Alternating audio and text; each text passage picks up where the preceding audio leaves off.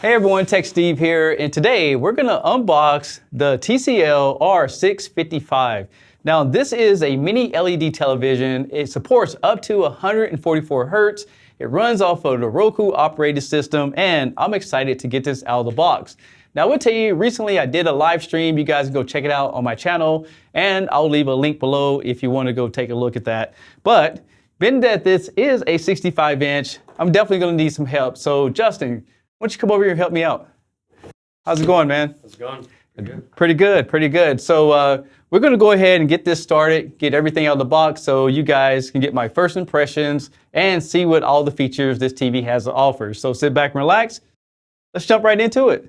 Now this TV doesn't have the little plastic clamps at the bottom that holds the box on. In fact, it has two straps that's holding on the lid. So I'm going to go ahead and cut this one off.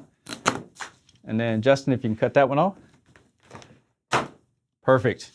So what we're going to do is kind of put your knee in the front just in case the TV decides to lean forward. And then we're going to just go ahead and pull this box completely off the top. Now, one thing I'm noticing is that it does have a cardboard to protect the screen. And I'm so happy that they did put this on. And if we pull this off,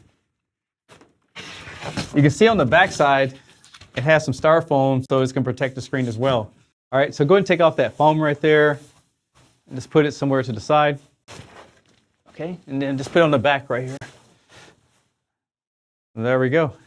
Now one thing I noticed that all the parts were inside of here, but it didn't stick to the TV, so make sure you take out that plastic piece, and then you can get to all the accessories that comes with it. In the box is going to come with your Roku remote control, a setup guide, a power cord, the neck of the stand, and a metal base. To mount it is very easy. There's 3 notches here, and there's 3 holes right here on the base. Plus there's some screw holes, but you have to screw it from the inside. There's also some metal reinforcement right here to hold the weight of the television. So once you get that all set, you just want to start putting the screws in, just like that. Now, as far as mounting on the back of the TV, you can see there's 2 sets of screw holes. So if you want it higher, you would choose the ones here at the bottom. If you want it lower, choose the ones at the top. And then you just want to line this up and make sure you have it on a table or something like that so it can overhang, because this does sit a little bit farther down from the television. All right, guys, I'm gonna go and get the TV set up, but I will tell you that it didn't come with any kind of plastic on the screen. In fact, you have this plastic that goes around the edges of the television, so you can just take that off, and that actually protects the silver finish. I'm very happy that TCL included 2 HDMI 2.1 inputs that can support up to 144 Hertz. Plus, there's a separate eARC, so you can run your soundbar while maintaining those gaming consoles at full resolution. Now, personally, I do like the Roku operating system. It is very responsive, and the biggest thing for me is that it's easy to get to everything. I mean, you have live TV right here. You can stream through all the channels if you need to. You have access to all your different sporting events. You can stream channels and settings. And paired with this TCL television, you get through all these different settings that you can do, including your low latency, variable refresh rate, and that's going to be good on your compatible gaming consoles. And I like the fact that it has Apple AirPlay and HomeKit, so you can connect this to your Apple devices and control it with Siri. It also has a built-in USB media player, plus you can go down here and screen mirror your Android devices as well. I really like the fact that you can download this Roku application and you can control the TCL television. You have access to your guide, plus you can use the microphone or keyboard to type in your information. I also want to show you that in the PlayStation, it does support VRR as well as ALLM. And when it comes to picture quality, let's take a look. Since this is a first impressions, I will tell you, when it comes to blooming, the TV is not perfect, but it actually has some pretty decent black levels. And this is a representation. You can see that all the colors pop on it. It's very vivid, very detailed. And overall, I think you will be very satisfied with this television. Plus, I will tell you that it has really good viewing angles as well, and I'll show that in the main review. And this TV has these picture settings, and it's easy to get to everything. In fact, there's the gaming mode, low powered, movie, and you can choose anything that you like to make sure it looks the best for you. And at the top of it, you can see that it will tell you if something's not available, what to do to get it to work. So that is variable on every TV and every signal that you put through the television. So this is an unboxing video, but let me tell you about the cons I've found so far.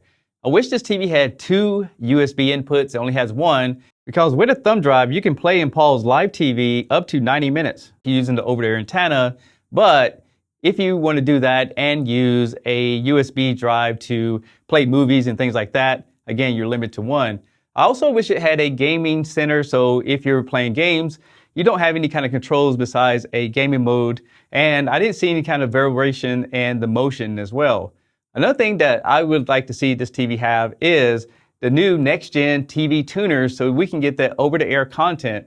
Right now, there's some other competitors out there that are doing it, so I'm hoping that maybe they can put that in the next model. The last thing I want to mention as far as cons is that the remote control that comes with it is your standard Roku remote control. I wish they would include the Pro remote control because that allows you to do hands-free voice control. Plus, it does have a headphone output because I like to watch movies and stuff like that if you're laying in bed. So other than that, I haven't seen too many bad things on it, but I can't wait to get into the full review where I can kind of break things down for you. Now, as far as the positive thing, this TV has a lot to offer. Starting off with this base right here, the one thing that I really like about that is that you can put it on a small stand. And for a lot of people, that's very important, especially if you're upgrading from a smaller television. Yes, you can wall mount it, but if you don't, now you can put it on that small stand.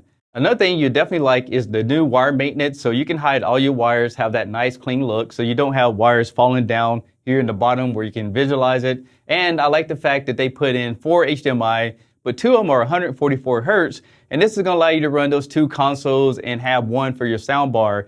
And that is very important to a lot of people who want to get your gaming experience plus the best audio experience at the exact same time. In my opinion, over the next few years, I think mini LED, which this has, and I do think OLED is going to become your main televisions unless they come out with some new designs. But I can tell you that the picture quality is great, the contrast is pretty good, and I will tell you that the picture really pops.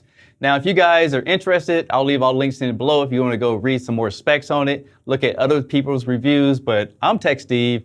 Thanks a lot for watching, and I'll catch you guys on the next one. Peace!